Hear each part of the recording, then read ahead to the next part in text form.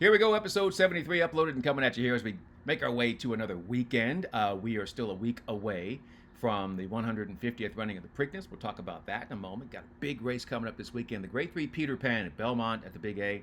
That's a really, really interesting race. We'll talk about that as well. Plus, we got a great play of the day at Santa Anita later on. But before we get into that, kind of want to touch on whatever's been happening this week as we kind of survey everything that took place with the Kentucky Derby. And so they found out, we told you this the other day, Kentucky Derby television ratings up highest since 1989. That's not too shabby. And then the wagering was up about 10%. So that's good as well. On-track attendance was down, but that's to be expected with the sloppy track and the rain and all the weather, but still a good crowd. And they found a way to improve upon Derby number 150. And they found out that the way they were able to do that was with a huge social media push, right? And this was created by a plan that they put together there with West Point Stables and America's Best Racing. And they found an influencer by the name of Griffin Johnson. He's over there on TikTok and Instagram. First off, he is an influencer. If you see this individual, he's friggin' adorable. Like, he's supposed to have all the followers. Girls love him, as they should. Guys love him too. So what they did was they partnered up with him, gave him some shares like West Point does, in a horse named Sandman. He documented all the stuff, and it just so happened Sandman, right, qualifies for the Kentucky Derby, so he garners all that attention, right? They get ridiculous, huge boost in social media activity. And they believe that that's why they had a larger television audience and more people wagering on the Kentucky Derby, which is fantastic, right? That's a great way to use an influencer to get your product out there. Now they're trying to figure out, how do we sustain this, right? How do we take this substantial boost and sustain that? And I'm like, yeah, do you remember back about 26 years ago, you created a network, horse racing, to do just that? It was called TVG. Now it's called FanDuel. And the whole purpose of that was to grow the game and find these athletes, celebrities, entertainers, influencers of that particular era and get them into the game. Well, we did that. In fact, if you think about it, what we ended up doing is the line from the Taylor Swift song, Shake It Off. I go on too many dates, but I can't make them stay. That's horse racing's relationship with athletes and celebrities and entertainers. They've been coming in and out always been there. Always been there.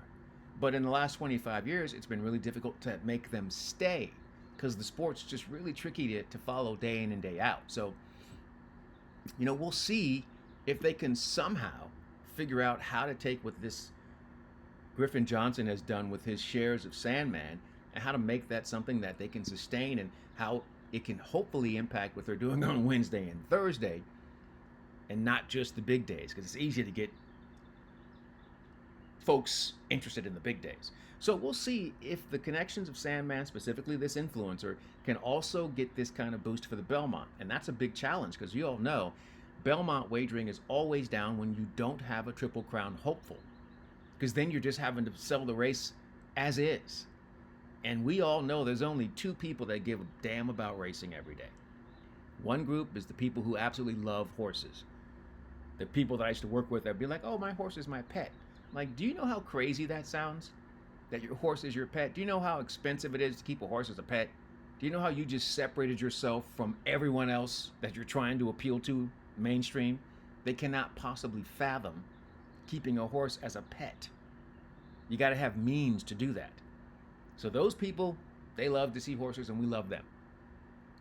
The other group that loves this, you and me, bettors, gamblers, we're the only thing that matter. So the pushback came from the folks who are like, first off, you may not know the details of what's happening with this industry, and you're once again overlooking us, the bettors.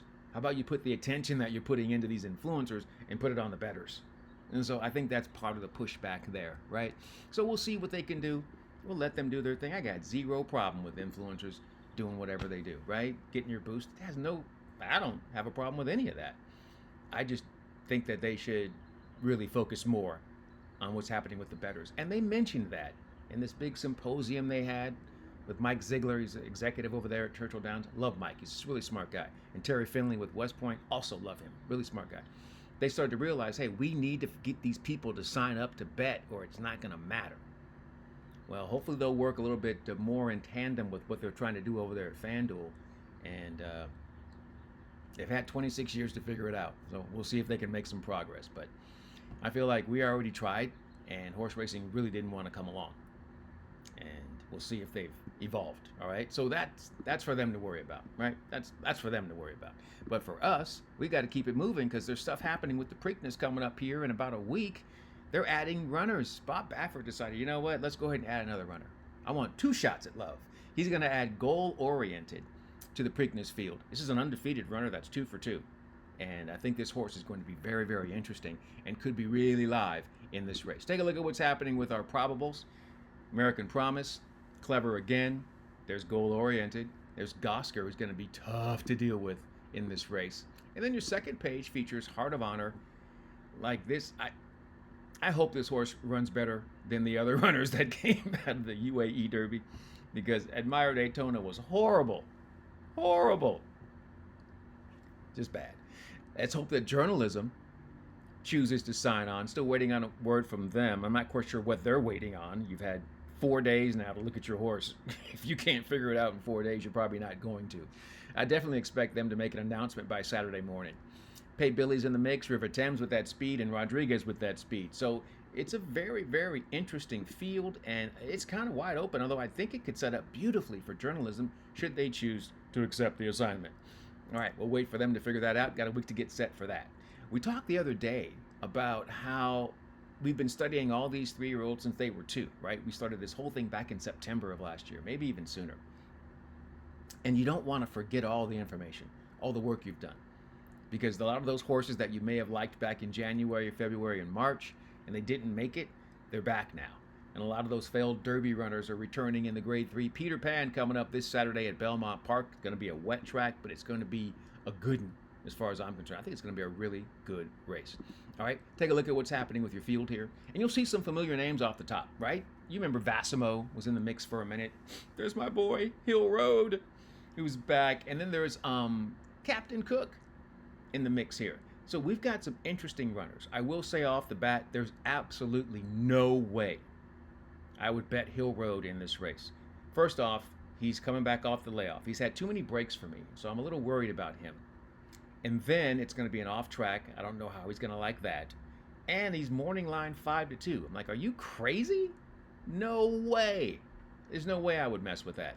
So he can win all he wants to, but I ain't messing with that. Instead, I'm going to go with my man, Johnny V. He's going to be on McAfee, a runner that you can see there, been in Greatest Stakes competition. And the last time out there in the wood, McAfee was chasing the lone speed of Rodriguez. So he should get a better setup this time, and Johnny V will make the right decision like he always does. Put the horse in the mix, great value. I'll take McAfee to win the Peter Pan on Saturday. But before we get to that, we got a play of the day here on Friday. Right, you got wet weather coming through in New York, so it's going to be an off track for that Peter Pan. But here on the West Coast is blue skies, baby, and it's a little hot. It's going to be in the 90s. But that just means we're guaranteed to be on the turf. Turf's going to be fantastic, and I think we got great value coming up on Friday evening in race number 9 at Santa Anita on the turf course, non-winners of 2 lifetime. There are certain riders in certain circuits I just absolutely love. The one rider I absolutely love on the West Coast is Giovanni Franco. Man, is he a good rider and great value as well. He's going to be aboard Smooth Salute, who's got great price, nice closing kick, should be a little bit of a setup, is really all he needs. And I think he'll be in the right spot, and it's worth taking the chance because the return on the investment will be so great. So yeah, we're going to go ahead and play that. $20 to win on the 7 Smooth Salute. You can take a look at those running lines there. He does a great job closing on the turf, even though he has yet to earn his second victory. He will do that on Friday evening. You heard it here first. All right, that's going to do it for episode 73 here on Horse Race Bets. Appreciate y'all hanging out with us in the meantime, in between time, and until next time, I'm Ken Rudulph saying good luck and enjoy whatever you're into. Let's hit these plays this weekend.